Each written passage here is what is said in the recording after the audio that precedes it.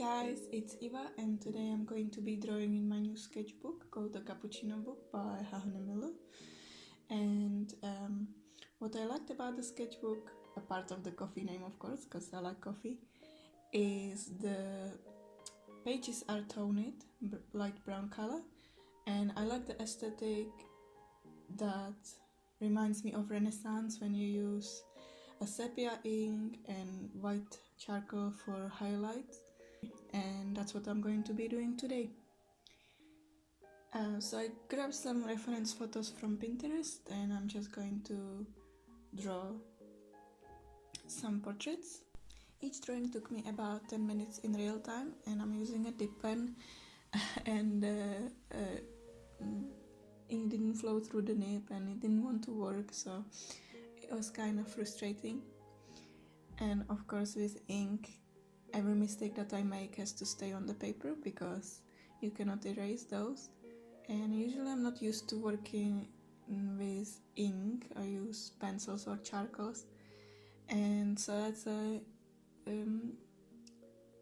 challenging thing to accept the mistakes, because once you go over, it kind of creates a contrast and you don't want the viewer to go to the most contrasted area, especially if it's a mistake. And so the best thing is to move on and start a new drawing and hopefully do a better job in that one. So one of the many things that I learned through practicing drawing is to overcome the fear of failure, and instead of worrying about the outcome is actually to enjoy the process of drawing, sketching. And that's something that this idea really helped me, and not only with accepting the mistakes, which is not necessarily bad that you make mistakes, but also with just practicing more and not be scared of the blank page and just go for it. And sometimes the quantity over quality is definitely helpful, and as I said, making mistakes is not a bad thing, as long as you try to look at the drawings and find those mistakes and perhaps take that with you into the next drawing and try to challenge yourself not to make those mistakes again. It's good to be challenged once in a while. That's how we improve, and that's what's important in our practice.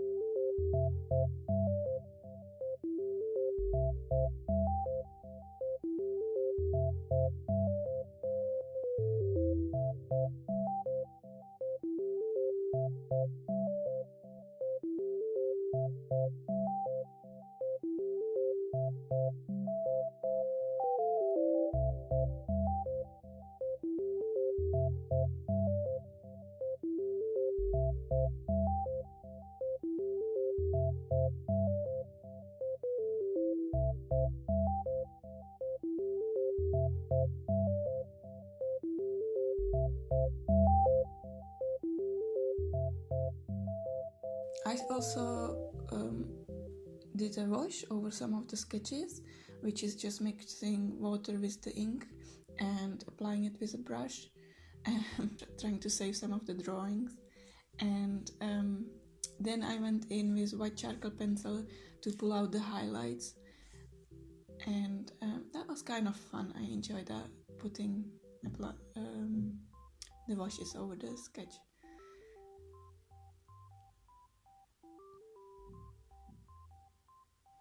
So as well, with the ink I worked a little differently from the normal way I would normally work, which would be probably like the Loomis method, kind of like drawing through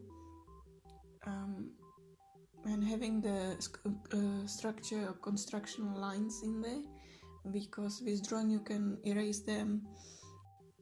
So I just try to put the ink in the right spot without including those constructional lines, which created more problems, because more problems on proportions and perspective, but that's okay.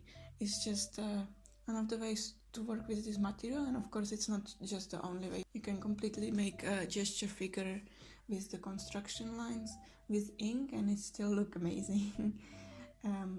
Who does this? Someone like Glenn Wilpo or Sheldon Borenstein.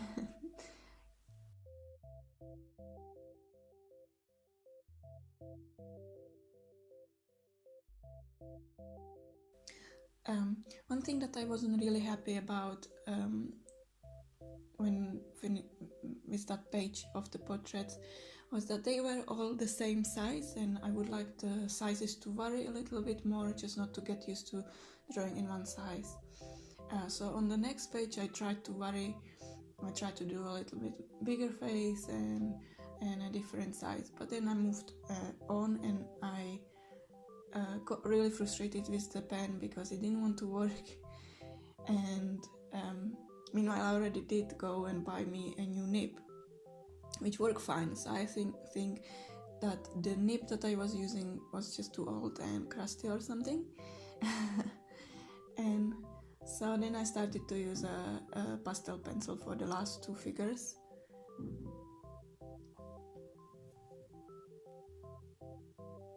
I also like the fact that the pages of this sketchbook didn't bleed through, because I was checking if, when I apply a lot of the ink mixed with water or something, that maybe it's going to show through the page, but it didn't. And the pages crinkled a little because they're not watercolor paper, but I'm really happy with the sketchbook and the quality of the paper, and I think it does a great job.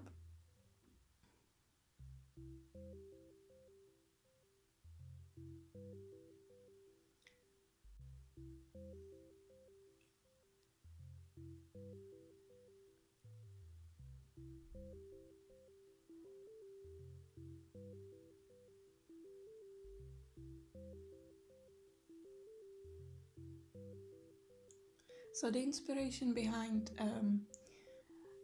this sort of aesthetic is the old Renaissance masters, but also somebody like Steve Houston, who works on oatmeal colored sketchbook, and I really like his beautiful sketches, and so I just thought, let's try to do something like that. Let's get a sketchbook and work with these in some sort of value, do some sort of value studies, or you can do sketches, and that's what I enjoy to look at. So that's why I enjoy making these sketches as well. And excuse my needy cat. On that day I was filming, he was just wanting to be in my lap, and so he just thought he can steal the show. So at the end I just completely gave up on the pen and grabbed some pastel pencil and did a couple of quick sketch figures. They also took me about 10 minutes, more or less.